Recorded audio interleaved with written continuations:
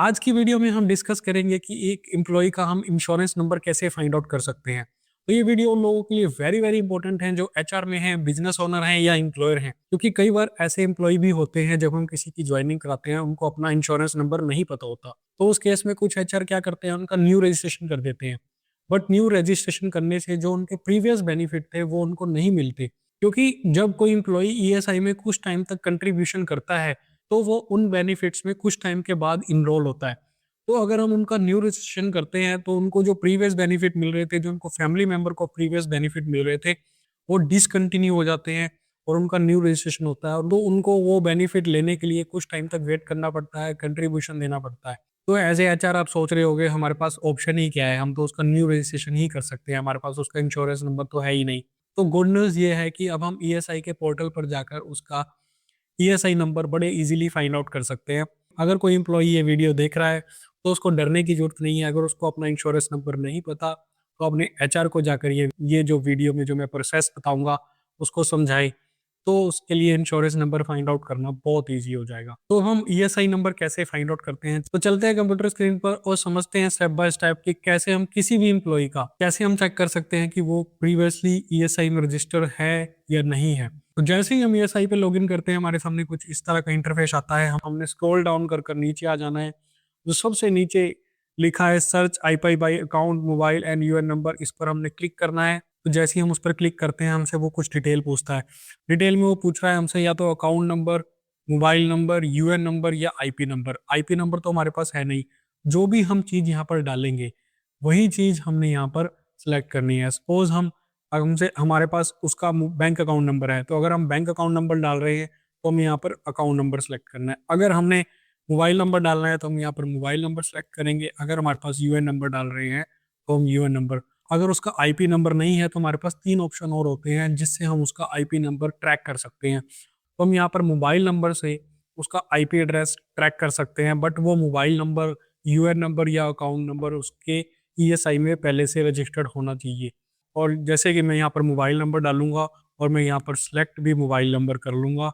Mobile number select करने के बाद हम जैसे ही सर्च बटन पर प्रेस करेंगे तो हमारे सामने उसकी आईपी नंबर आ जाएगा, आईपी नेम आ जाएगा, एम्प्लॉयर कोड आ जाएगा, किस एम्प्लॉय के अंडर उसने प्रीवियस काम किया है वो एम्प्लॉय का नेम आ जाएगा, उसका मोबाइल, यूएन नंबर सब कुछ हमारे सामने खुल जाता है, बैंक अकाउंट नंबर।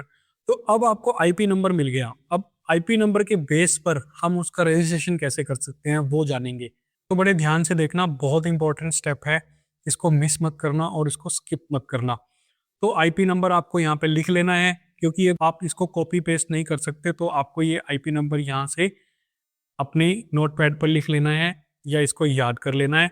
अब इस आईपी नंबर के बेस पर हम कहाँ जाएंगे और उसकी कैसे रजिस्ट्रेशन करेंगे वो सोचते हैं। तो हम जैसे ही हमें उसका आईपी नंबर मिलता है तो हम उस विंडो को बंद कर देंगे, फिर हम उसी ईएसआई के पोर्टल पर आ जाएंगे। मेन मेन्यू में जैसे ही आप यहाँ पर आप देख सकते हो, यहाँ पर लिखा है enrol employ with previous allotted. जिनको भी पहले से ईएसआई नंबर अलॉटेड है उनकी रजिस्ट्रेशन यहाँ पर होगी, क्योंकि जब हम नया एम्प्लॉय ज्वाइन करते हैं उनकी रजिस्ट्रेशन हम यहाँ करते हैं इनरोल न्यू एम्प्लॉय। बट जिनके पास ईएसआई ऑलरेडी है, जिनका पहले से ईएसआई डिडक्शन हो रही है, हम उसका इनरोल सबसे फर्स्ट जो लिखा है enrol employ with previously allotted ESI number, इस पर हम क्लिक करेंगे। तो जैसे ही हम इस पर क्लिक करते हैं हमारे सामने कुछ इस तरह की डिटेल आती है, यहाँ पर हम इंसर्ट करेंगे।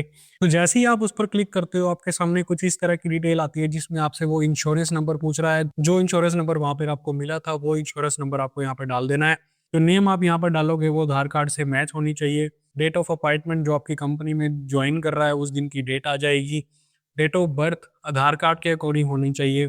जेंडर मेल या फीमेल जो भी है आप उसको यहाँ पर सिलेक्ट कर लोगे। सिलेक्ट करने के बाद उसको सेव कर दोगे।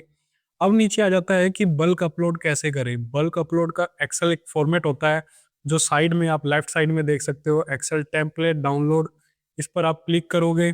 अगर आपके पास बल्क एम्प्लॉय ज्वाइन कर रहे हैं 5, 10, 15 और सभी का ईएसआई में रजिस्ट्रेशन करना है तो आप 1 बाय 1 करने की बजाय आप यहाँ पर सबका आईपी नंबर डालेंगे, उनका नेम डालेंगे, date of appointment, date of birth और जेंडर डाल देंगे। तो बिल्कुल सेम डिटेल वैसे भरनी है जैसे आपने सिंगल एम्प्लॉय की भरी थी। इसमें आपको आईपी नंबर डाल देना है 10 डिजिट का, नेम डालना है, डेट ऑफ अपॉइंटमेंट डालनी है, डेट ऑफ बर्थ डालना है, जेंडर डालना है। बट चेक कर लेना कि सारी डिटेल एज पर आधार कार्ड हो और आईपी नंबर भी उसका चेक कर लेना जो आपने निकाला है। तो होप आपको क्लियर हो गया होगा कि किसी एम्प्लॉय का अगर आईपी नंबर नहीं है तो वो आईपी नंबर कैसे फाइंड आउट कर सकते हैं। आईपी नंबर मिलने के बाद हमने उसको कहाँ पर रजिस्टर करना है वो भी पता चल गया होगा। अगर हमारे पास बल्क एम्प्लॉय ज्वाइन कर रहे हैं तो बल्क अपलोड हमने कैसे करना है, इसी फाइल को हमने सेव कर उसको अपने यहाँ पर अपलोड कर देना है। अपलोड करने के बाद हम उसे उसको सेव कर देंगे। तो जो भी एम्प्लॉय ये वीडियो देख रहे हैं जिनको अपना आईपी नंबर, इंश्योरेंस का आईपी नंबर नहीं पता, वो अपने एम्प्लॉयर को, एचआर को जाकर ये वीडियो दिखाएं, तो वहां से जाकर वो बड़े इजीली अपना आईपी नंबर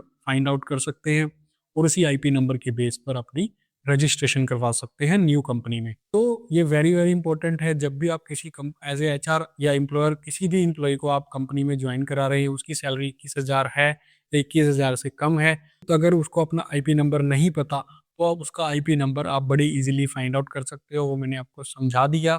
अगर आपको फिर भी नहीं पता चला, आप वीडियो को दोबारा से चला कर देख सकते हैं। फिर भी कोई प्रॉब्लम आती है तो मुझे कमेंट कीजिए, मैं कमेंट में रिप्लाई करूँगा। तो अगर आपने मेरे चैनल को सब्सक्राइब नहीं किया तो सब्सक्राइब कर लीजिए। अगर आपको ये वीडियो इन्फॉर्मेटिव लगी, नॉलेजेबल लगी, तो इस वीडियो को लाइक करना मत भूलना और शेयर करना अपने सभी फ्रेंड्स के साथ, अपनी एचआर के साथ जिनको भी ये प्रोसेस के बारे में नहीं पता, ताकि सभी एम्प्लॉई और उनके फैमिली मेंबर को प्रॉपर बेनिफिट मिल सके। जो भी फैसिलिटी ईएसआई की तरफ से मिलती है उनको मिलती रहे।